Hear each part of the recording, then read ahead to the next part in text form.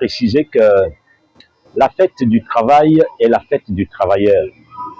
Logiquement, en Afrique, elle a été tropicalisée avec le défilé des travailleurs devant les gouvernements. Pour ce qui est de l'édition de cette année au Gabon, vous avez dû constater la participation de Dynamique Unitaire, notre confédération syndicale, à ce défilé et sa mobilisation. Pourquoi? Encore que vous êtes bien placé pour savoir que nous avons de bonnes raisons de prendre part à ce défilé.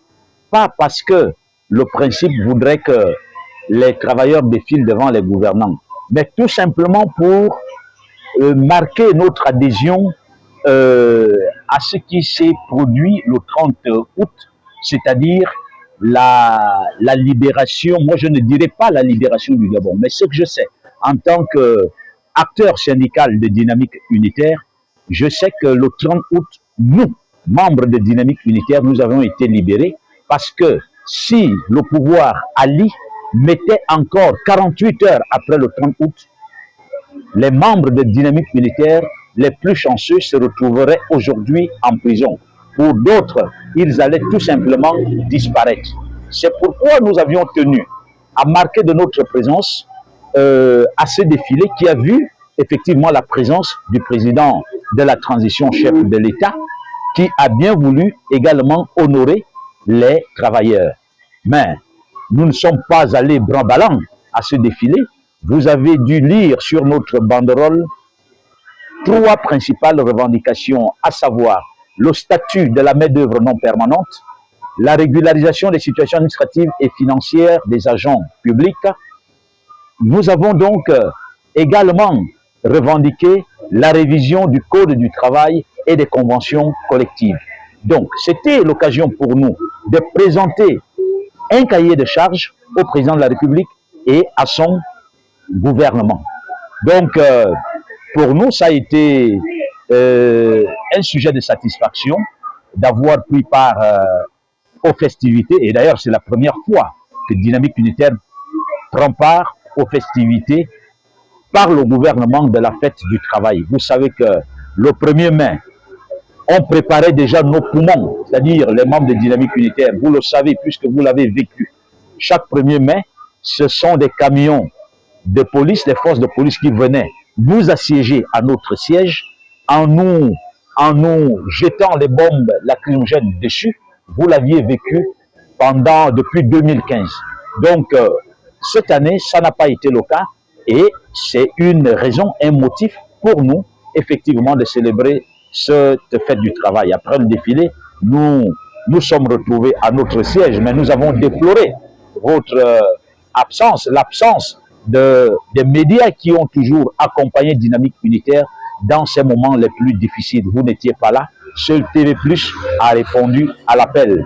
Vous avez préféré, vous avez opté pour d'autres sièges, on ne sait pas trop pourquoi, alors que vous avez été nos compagnons de lutte. Donc voilà un peu ce que je peux dire au sujet de la fête du travail. Nous pensons que nous devons effectivement parvenir à un travail décent au Gabon parce qu'il y a trop de problèmes, aussi bien dans le secteur public que dans le secteur privé.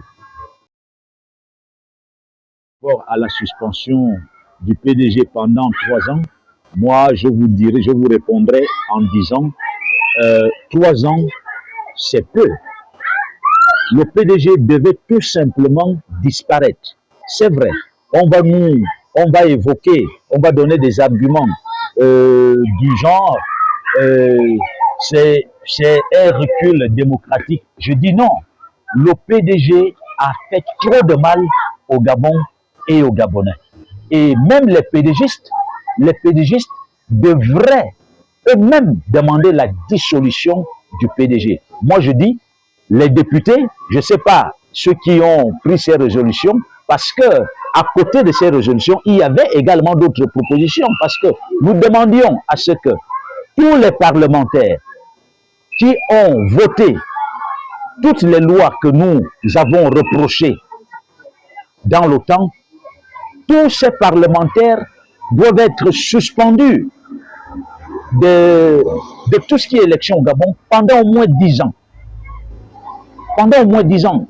Donc, pour moi, c'est une note de satisfaction que d'apprendre que le PDG doit être suspendu. 3 ans, c'est peu. Le PDG doit disparaître.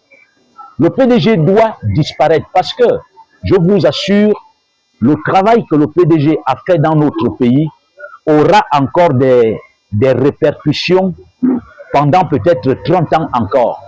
Parce que le PDG a formaté la conscience des Gabonais. Et ce n'est pas demain que nous aurons des Gabonais aussi normaux que nous le pensons à cause du PDG. Non, c'est une décision salutaire. Je pense que nous attendons au référendum de valider. Le peuple va valider, le peuple demandera même encore plus, c'est-à-dire des sanctions plus sévères que ça. Le PDG mérite de disparaître. C'est mon point de vue. Et dans nos contributions, je crois l'avoir dit dans mes contributions. Je rappelle que le Dynamique Unitaire a été effectivement présent au dialogue parce que c'est notre vice-président Alain Mangwadi qui a représenté Dynamique Unitaire au dialogue social. Donc, vous comprenez que nous n'étions pas absents. Ce n'est pas la personne de Ndobo Solo qui fallait absolument avoir à Ngondje. Un de nos vice-présidents a été présent et nous avons pris part activement à ce dialogue. Yama y étant allé comme parlementaire, pas au nom de Dynamique Unitaire. Ça, je tiens à le rappeler.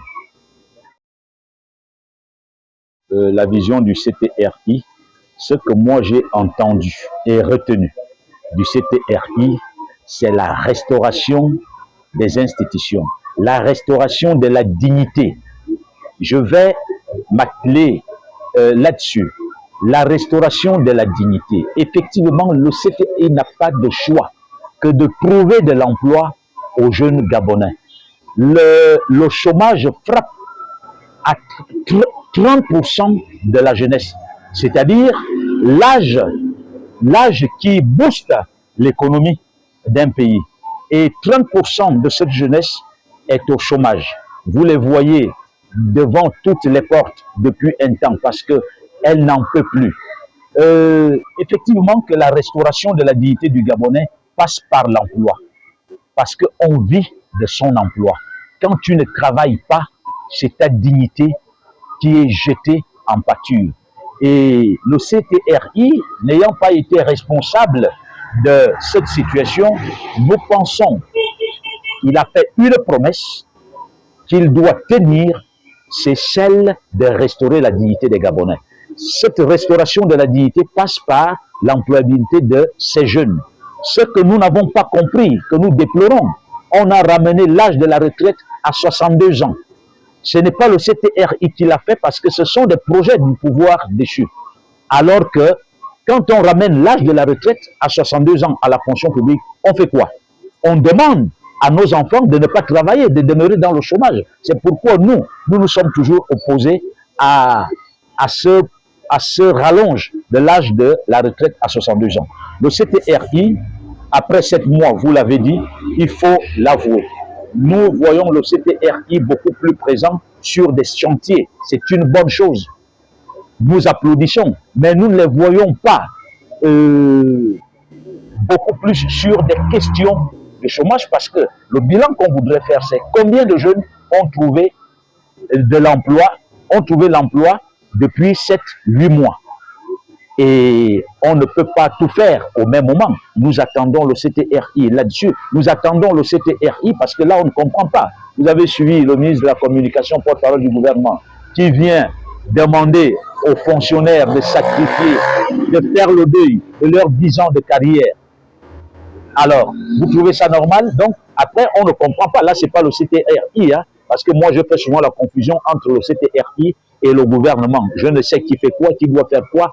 Je n'arrive pas à mettre une frontière entre les deux. Mais ce que je sais, c'est le CTRI qui est au pouvoir. Et quand un ministre peut se permettre de venir demander aux fonctionnaires de faire le deuil de 10 ans de carrière, ça frise la provocation. Et nous n'avons pas voulu céder à cette provocation. Dieu merci, nous avons été reçus par le ministre des Comptes publics à ce sujet et Dynamique Unitaire entend organiser des assemblées générales pour expliquer, pour faire le rendu aux travailleurs de ce qui a été dit avec le ministre des Comptes publics sur toutes ces questions. Je ne ferai pas de coup de gueule à la SG. Bon, vous savez, dans le manifeste que nous avons lu, nous avons demandé la suspension de certaines taxes que nous payons indûment à la SG. La SG, je pense que vous le savez, le gouvernement le sait, la SG a des problèmes. Je ne pourrais pas, moi, accuser des agents de la SG parce qu'ils n'ont pas de compteurs spéciaux. Ils n'ont pas de lignes spéciales. Ils ne vivent pas dans des quartiers particuliers. Ils vivent avec nous. Et ils subissent les mêmes délestages que nous. Là, je parle du personnel. Le personnel ne peut pas être responsable de ce que nous déplorons tous parce qu'il est aussi bien victime que nous. Maintenant, quel est le vrai problème de la SG? Il revient au gouvernement de trouver la solution et pas aux agents de la SG. Ça, il faudrait que les gens le comprennent. Moi, je suis voisin à un agent de la SG. Quand il y a des lestages chez moi, il y a des lestages chez lui. Mais maintenant, en tant que leader d'opinion, comme vous le dites, je dis il faut que l'État regarde le problème de la SG. Nous ne pouvons pas continuer. Vous voyez, nous avons voulu faire imprimer des t-shirts, en fait des gadgets pour la fête du travail. À cause de ces délestages, nous sommes en problème avec l'imprimeur qui a payé le nombre que nous avons demandé. Mais il n'a pas pu imprimer tous les t-shirts et casquettes. Pourquoi? À cause de ces délestages. Moi, je dis, ceux qui sont victimes de ce que vous venez de citer, c'est-à-dire des délestages avec les pannes des appareils, mais le droit est là, il faut porter plainte à la SG. Peut-être les gens ne le savent pas. Moi, si mon appareil tombe en panne du fait d'un délestage, je vais poursuivre la SG comme personne morale. Ça, c'est clair. Et c'est ce que les Gabonais doivent faire. C'est-à-dire porter des plaintes contre la SG. Mais qui a porté plainte contre la SG? Donc, elle peut se permettre de faire tout ce qu'elle veut. Mais je vous dis, le problème de fond de la SG mérite d'être abordé par les gouvernants. Je voudrais vous dire que en 1886, aux États-Unis, ce sont des Américains qui sont morts pour 8 heures de travail. Si on célèbre des Français qui sont morts à Fourmi pour la lutte syndicale, nous au Gabon, c'est Mombo que nous célébrons au premier main. Parce que c'est notre héros qui est mort les armes à la main. C'est Magat à Komano.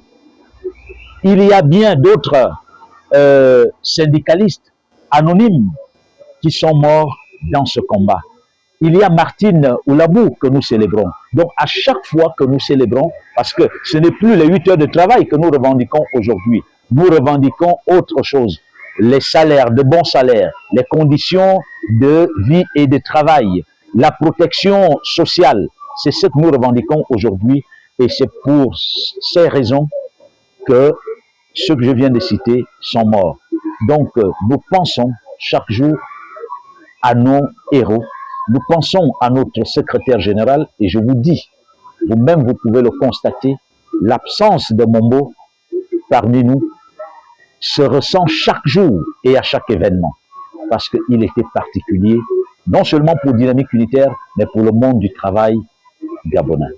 Donc, je tiens à féliciter les travailleurs qui se sont mobilisés hier pour célébrer ces héros, pour célébrer la fête du travail. Hier, c'était le défilé. Rassurez-vous que ça ne va pas toujours être le défilé devant le gouvernement. Notre défilé hier devant le gouvernement revêtait un aspect particulier par rapport au contexte. Vous me posez là une question qui nous tient à cœur. Vous l'avez dit, la CONACYCED a entrepris des démarches pour que le lycée d'Akébé porte le nom de Louis-Patrick Mombo. Vous voyez, une demande aussi simple rencontre, vous avez bien fait de le rappeler, depuis 3 ans, des résistances au niveau du gouvernement. Mais nous allons l'obtenir avec le président de la transition. Le ministre de l'Éducation nationale est seul responsable de cette situation. Mombo, qui a été un acteur clé pour l'école gabonaise, la bonne école gabonaise. Mais on ne peut pas comprendre que la tutelle puisse continuer à résister à ce que cet établissement soit baptisé au nom d'un syndicaliste. Il n'y a que le ministre de l'Éducation nationale qui peut justifier sa position. Je peux me permettre, profiter de votre antenne pour lancer encore cet appel aux plus hautes autorités. Nous disons au CTRI, la CONACICED, Dynamique Unitaire, nous avons fait le premier travail que vous êtes venus achever. Nous avons perdu un acteur clé dans cette lutte, lui Patrick Mombo. Monsieur le Président de la Transition, messieurs et mesdames du CTRI, ne faites pas comme le gouvernement. Le gouvernement le ministre peut avoir ses raisons. Vous ne devez pas faire ce que le ministre vous dit. Nous pensons que le lycée d'Akébé doit porter le nom de cet illustre combattant, enseignant, dévoué, qui a été Louis Patrick Mombo. Il faudrait que le président, nous allons continuer à faire ce plaidoyer. Il faudrait que cet établissement porte son nom parce qu'il a servi toute sa vie au sein de cet établissement. Il a mené sa lutte syndicale étant enseignant dans cet établissement. Et je pense que les nouvelles autorités vont nous entendre et le plaidoyer va continuer. Merci encore pour cet entretien que vous avez bien voulu m'accorder et que les portes s'ouvrent à tous les travailleurs du Gabon et aux chômeurs. Merci.